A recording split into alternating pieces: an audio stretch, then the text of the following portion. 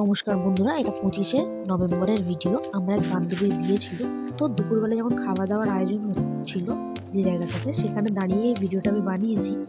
আমরাও তখন খেতে বসেছিলাম এবং তখন ভিডিও বানাতে বানাতে আমার কিছু কথা মনে পড়েছিল, তো সেটাই আমি ভয়েস ওভার করছি। এই যে খাওয়া দাওয়ার আয়োজনটা বাবা মা করে, ছেলের বাড়ির তরফ থেকে হোক, মেয়ের বাড়ির তরফ থেকে হোক, বিয়ের দিন হোক, রিসেপশনের দিন হোক, অনেক কষ্টের জমা পুঁজি দিয়ে তারা এই আয়োজনটা করে থাকে। কিন্তু কিছু মানুষ আছে যারা কিনা মনে করে তাদের হাতের রান্না খুব সুন্দর, এবং তাদের হাতের রান্না ছাড়া অন্য কারোর হাতের রান্না খেলেই খুব সহজে, খুব অনায়াসে বলে দিতে পারবে যে কোথায় চিনি কম, কোথায় তেল কম, কোথায় নুন কম, কোথায় ঘি কম।